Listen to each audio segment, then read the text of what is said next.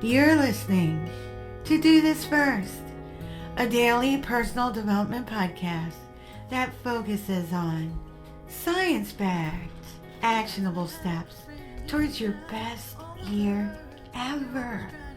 Hi, I'm Sandy, your host. Today we're on installment number 10 of our 10-part series, Life Lessons from the Romantic Era Poets. Today, I just want to wrap up the finer points of the series and share some additional information and insights. Firstly, John Keats arguably is the greatest of the Romantic Era poets. Ode to Nightingale and Ode to Grecian Urn are great examples of how deeply nature and/or an ordinary object can inspire someone to write poetry. The Romantic Era highlighted the importance of nature, childhood, or innocence, and negative capability.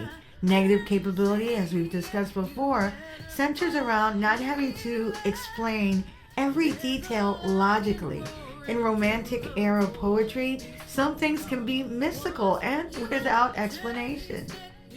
Several notable sayings that are part of pop culture actually came from the Romantic Era, such as, "How do I love thee? Let me count the ways." And of course, that was Elizabeth Barrett Browning, Sonnets from the Portuguese, or popularly known as Sonnet 43. And "I wandered lonely as a cloud," William Wordsworth. "A thing of beauty is a joy forever," John Keats. "The world is too much with us, late and soon. Getting and spending, we lay waste our powers.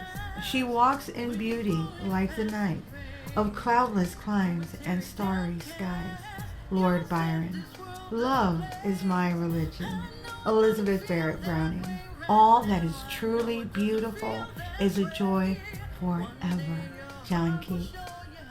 The Romantic Era in poetry, which lasted from the late 18th century to the mid-19th century, produced some of the most enduring and influential works in English literature, and these poems continue to offer valuable life lessons today. One of the key lessons that the Romantic Era teaches us is the importance of connecting with nature. Many Romantic poets, such as William Wordsworth and John Keats, emphasize the beauty and power of the natural world in their works. Nature was the source of inspiration and peace. The Romantic Era poets encouraged us to do the same, with the hope that we would recognize that there's beauty all around us. Another important lesson for the Romantic Era is embracing our emotions. Romantic poets were sometimes over the top, though, with the expressions of love, loss, and longing. However, understanding and respecting our emotions can help us make better decisions. The science of decision-making has evolved significantly, revealing the connection or interdependence between emotions, cognition, and behavior. Emotion regulation plays a critical role in making better decisions. Emotions provide valuable information about our environment and help us prioritize how we respond to certain situations. Positive emotions can indicate that a choice aligns with our values or goals, while negative emotions signal caution. Affect heuristic is a cognitive shortcut that relies on emotions to make quick decisions. We often make judgments based on how we feel about the situation, leading to quicker but sometimes biased outcomes. Changing how we think about a situation that is challenging can help us approach situations as an opportunity to learn, which will in turn decrease our apprehension towards it and negate negative emotional impacts. Research also supports emotional self-governance as a way to stay clear-headed and make quality decisions that align with our goals and values by focusing on what we actually want in our lives. Embracing our emotions means being aware of the positives and the negatives. For example, anger can lead to riskier decisions, whereas sadness can make you more cautious in your choices. Reflecting on past emotional responses when you're making a decision can improve your future choices. The Romantic era in poetry often focused on intense emotions.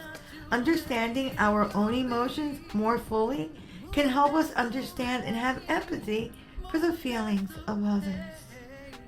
The Romantic era focuses on individualism as well, and that cannot be overstated, as most of the poets defied every convention of the time imaginable, and sometimes, though, to the peril of their careers and legacy. In this regard, what we can learn about individualism is to be kind to yourself and accept what makes you unique. Everyone will not understand, especially those that have known you for a while or classified you under a particular category. Maybe you're always the joker in your circle or the slippin' Jimmy of the lot. It might be a change in career direction or in residence. Whatever it is, the romantics from the era tells us to be our authentic selves. Value your own perspectives and beliefs while respecting contrary opinions in others. You have to be okay knowing that there will be dissenters in your inner circle. At the end of your life, you want to be able to say that you lived the life you wanted and not what someone else thought you should be or do. That can be a tough one, but necessary. The Romantic era in poetry also teaches us the importance of wonder and possibilities. Romantic era poetry transcended reality and transported us to the realm of what ifs and why nots. A growing group of historians and critics point to I Wandered Lonely as a Cloud as an iconic piece representative of the Romantic era. The poem exemplifies the romantic ideal of finding beauty in nature and inner feelings that reflects the key themes of romanticism, such as the sublime, emotional depth. And I'm going to read it to you. I wandered lonely as a cloud that floats on high over vales and hills, when all at once I saw a crowd, a host of golden daffodils, beside the lake, beneath the trees, fluttering and dancing in the breeze, continuous as the stars that shine and twinkle on the Milky Way. They stretched in never-ending line along the margin of a bay. 10,000 I saw at a glance, tossing their heads in sprightly dance.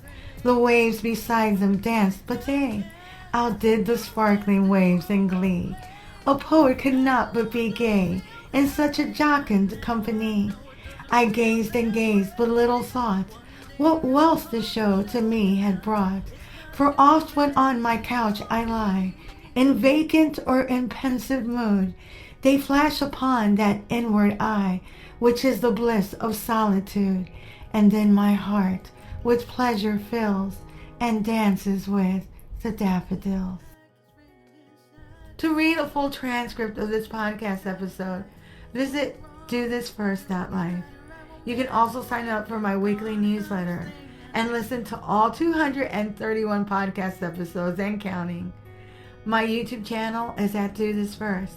I'm currently at, 6,998 subscribers. Thank you so much. Tomorrow, we'll unpack a new 10-part series. Till tomorrow. Moving past the rain.